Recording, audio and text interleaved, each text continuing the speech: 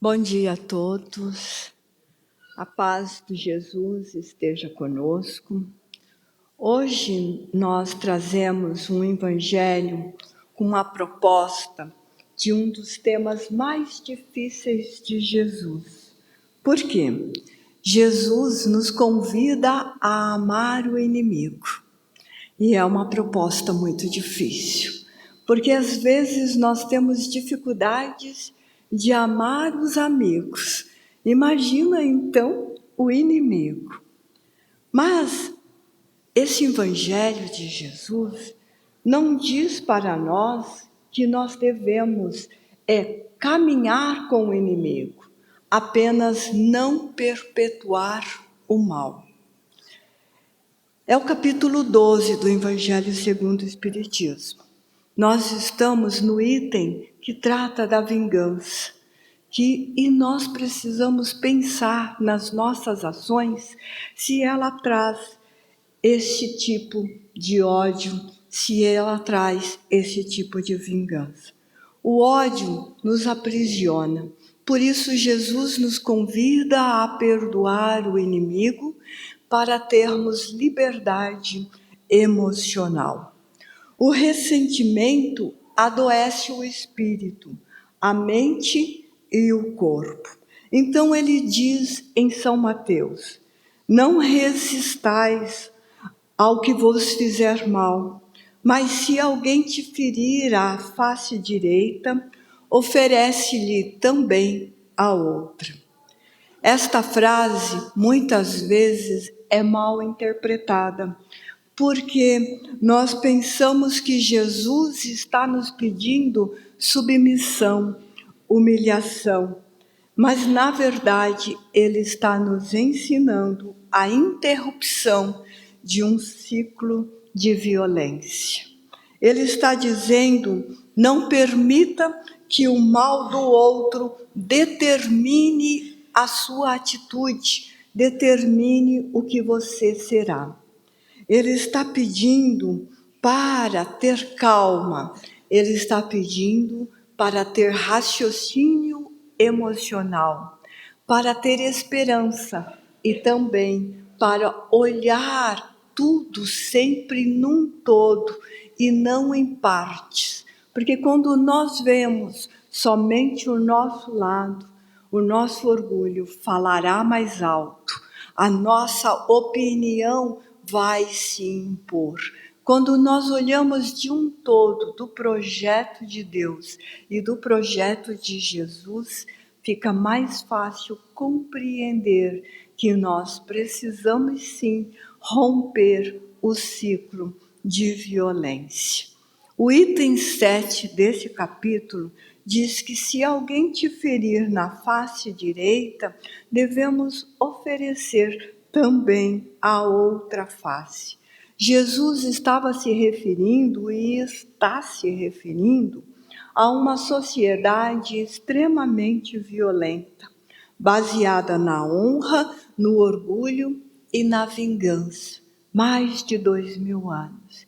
E a nossa sociedade tem os mesmos princípios: violência, honra, ódio, vingança. Se assim não fosse, nós não ouviríamos tanto rumores de guerras, não ouviríamos tantas guerras, e não ouviríamos e nem veríamos nas mídias tanta violência domésticas, que são pequenas guerras, pequenos núcleos, pequenos clãs.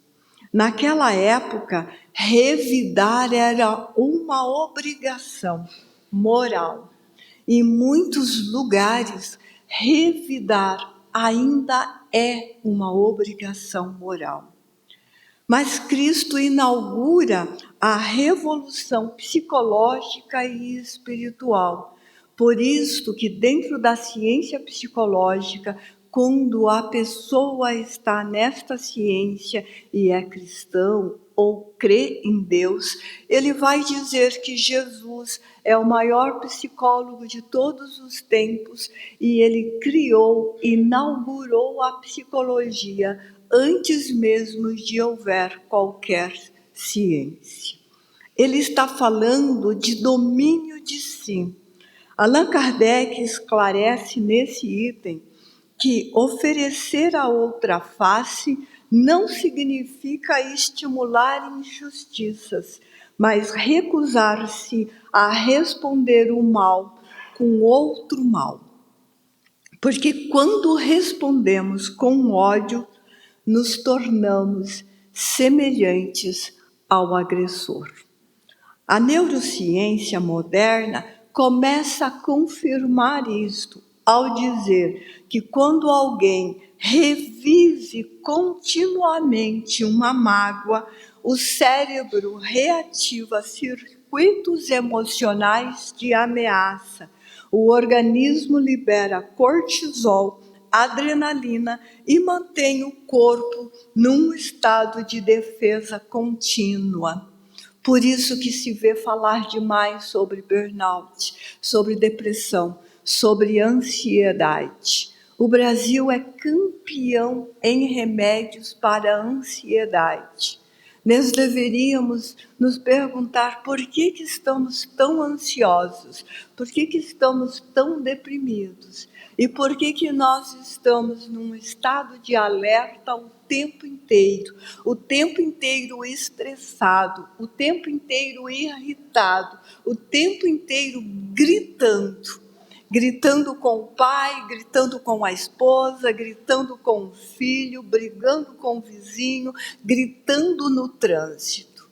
Isso significa que nós estamos revivendo a mesma emoção o tempo inteiro, consciente ou inconscientemente.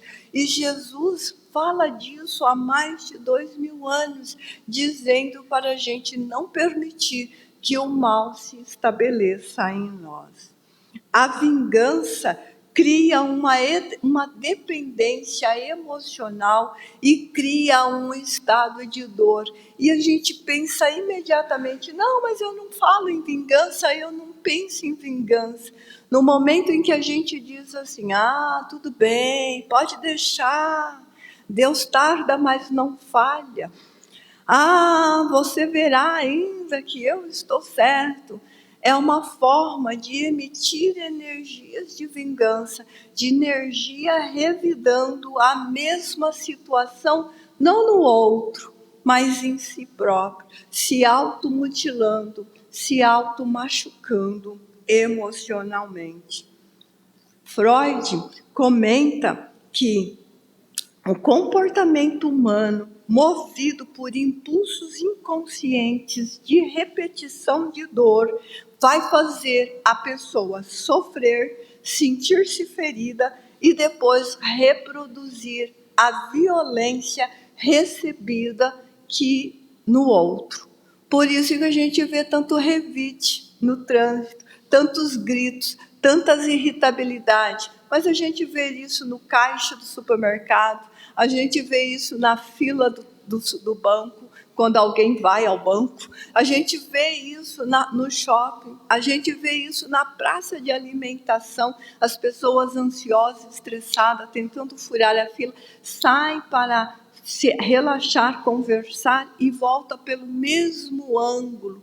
Ontem eu estava comentando com meu esposo, vindo de uma casa espírita que tinha ido fazer um tema, tinha uma inauguração de um restaurante, de um lugar novo, bonito lugar, iluminado, uma TV do tamanho dessa tela que está atrás.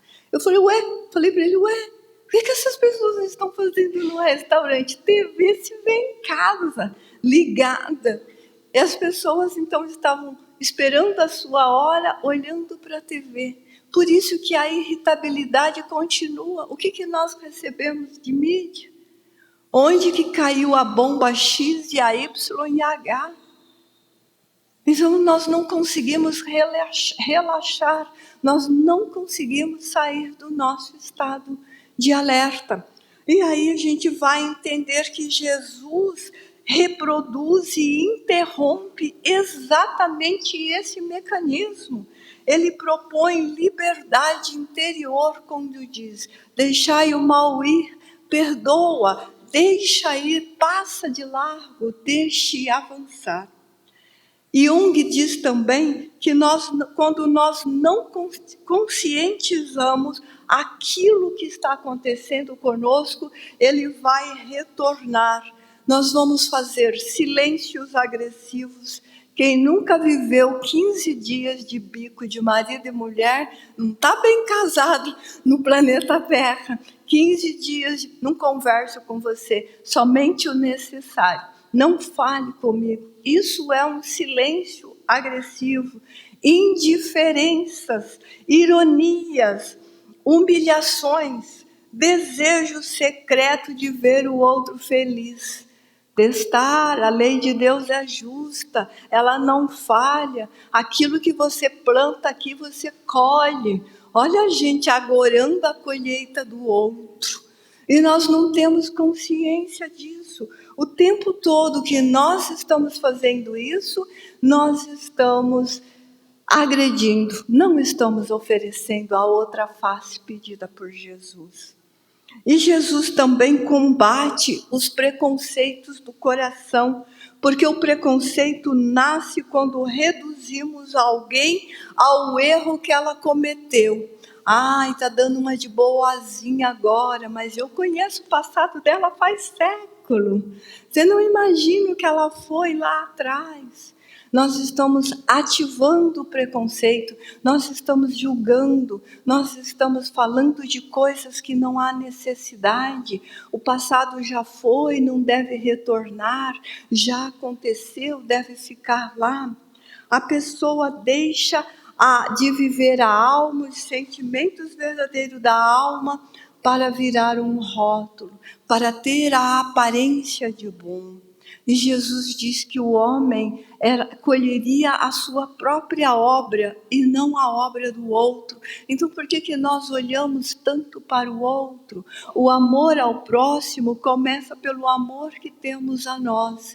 Se eu critico demais, se eu julgo demais o outro, eu estou com pouco amor, eu estou com muita amargura, eu estou com muita agressividade, eu estou com muita ironia. Então, o amor que eu ofereço é um amor tóxico, é um amor que faz mal, é um amor que tem a raiz no ódio e não nas virtudes. E nós precisamos nos lembrar disso. Jesus sentava com republicanos, acolhia mulheres marginalizadas, conversava com doentes, tocava os excluídos. Ele lembrando que cada uma dessas coisas era porque ele não pensava no erro, ele pensava no perdão, ele libertava, ele não aprisionava. Viktor Frankl, acho que todo mundo já ouviu falar desse homem. Ele é um sobrevivente dos campos de concentração. Ele dizia assim, e foi assim que ele conseguiu liberdade, foi assim que ele conseguiu sobreviver dentro desses campos. Ao homem pode ser tirado tudo, exceto a última das liberdades humanas, escolher as suas atitudes.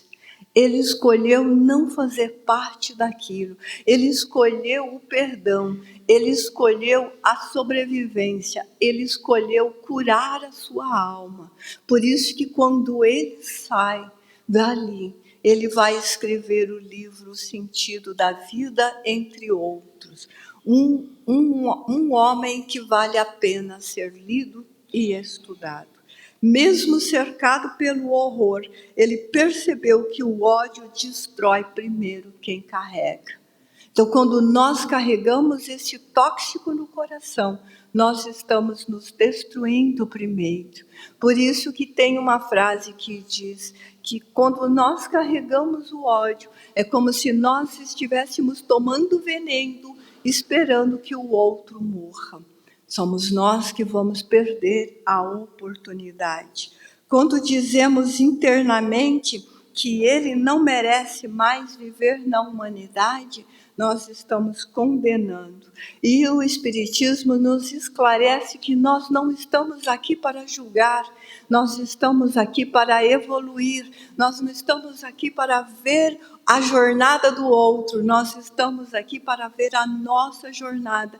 Nós não estamos aqui para ver onde o outro tropeça, mas onde nós tropeçamos e nós precisamos levantar e seguir em frente. Anne Sui, uma mulher do Brasil, uma psicóloga bastante conhecida, nos fala que muitas vezes queremos relações perfeitas porque temos dificuldades de suportar as nossas imperfeições. Por isso que nós cobramos que o outro seja perfeito, que o outro seja maravilhoso. Mas você não era assim quando nós namorávamos. Você era gentil, trazia flores. Você não era desta maneira. Mas nós estamos sempre dizendo do outro. E o nosso papel? Será que nós também não éramos de outra maneira na época do namoro? E nós não podemos esquecer que o relacionamento fechado, que é o casamento, que é a clã, as pequenas clãs, onde nós vamos afinar os nossos erros e equívocos do passado e também deste, é um pacote fechado. Lição que eu aprendi nos primeiros meses de casamento, quando eu disse para o meu esposo a primeira vez, isso que você está fazendo, eu não estou concordando. Ele diz, não sei por quê. O casamento é um pacote fechado, você tem que conhecer o meu lado bom e também aquilo que eu ainda não consegui corrigir. E você tem que aceitar, porque eu também estou aceitando os seus. E se nós não nos afinarmos nisso, como é que nós vamos educar filhos? Então, é uma coisa que nós precisamos aprender, que todo mundo tem coisinhas para corrigir, pequenos adendos para melhorar. E todo mundo auxilia um ao outro com a tolerância, com o perdão, oferecendo a outra face, como disse Jesus. A vingança é um últimos vestígios da barbárie humana, porque ela nasce do orgulho ferido. A criatura acredita que precisa devolver, e nós realmente acreditamos que precisamos devolver. Nós acreditamos que precisa devolver o mal para curar a dor. E Jesus nos convida a curar a dor em nós. E não sermos o portador do mal, os portadores do mal.